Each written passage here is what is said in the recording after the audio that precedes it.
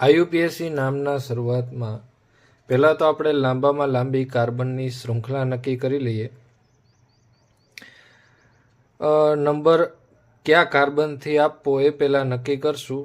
તો આ કાર્બનના જે છેડો છે તેમાં સી ડબલ બોન્ડ ઓ અને એચ એટલે કે આ આખો આલ્ડીહાઇડ સમૂહ આવેલો છે. ત્યાર પછી એની બાજુમાં કીટોન આવેલો છે અને આ છેડે નાઇટ્રો ગ્રુપ આવેલું છે. તો અગ્રિમતા ક્રમ પ્રમાણે આપણે આલ્ડીહાઇડને સૌથી ઓછામાં ઓછો ક્રમ મળે એ રીતે નંબરિંગ કરશું. તો પહેલો નંબર આપણે આ કાર્બનને આપશું, ત્યારબાદ આ બીજો નંબર, ત્રીજો, ચોથો, પાંચમો, છઠ્ઠો.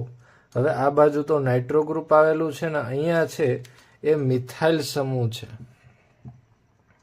આ બંને બાજુ મિથાઇલ સમૂહ આવેલા છે. તો મિથાઇલના કાર્બનને આપણે ક્રમ આપીએ તો ટોટલ 7 કાર્બનની લાંબામાં લાંબી ચેઇન બને છે.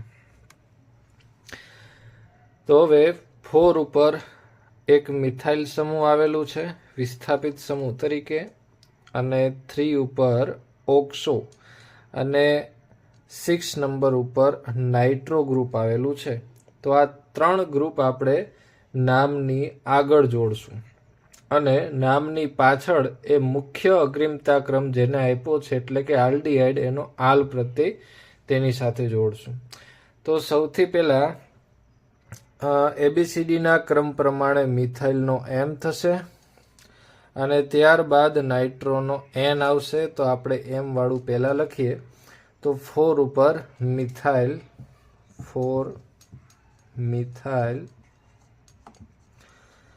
6 નાઇટ્રો, 6 ઉપર નાઇટ્રો ગ્રુપ આવેલું છે એટલે 6 નાઇટ્રો. ત્યારબાદ અહીંયા 2 ક્રિયાશીલ સમૂહ આવેલા છે. એક તો આ કીટોન છે સી ડબલ બોન્ડ ઓ અને આ બાજુ આલ્ડીહાઇડ છે.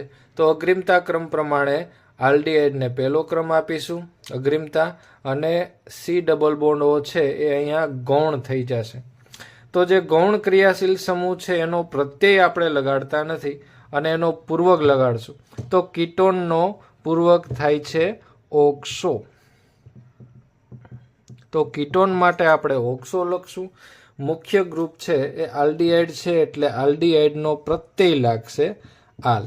આલ્ડીહાઇડ માટે આપણે પ્રત્યય લગાડશું અને કીટોન માટે પ્રત્યય ન લગાડતા આપણે પૂર્વક લગાડશું. તો પૂર્વક લાગશે ઓક્સો અને પ્રત્યય લાગશે આલ.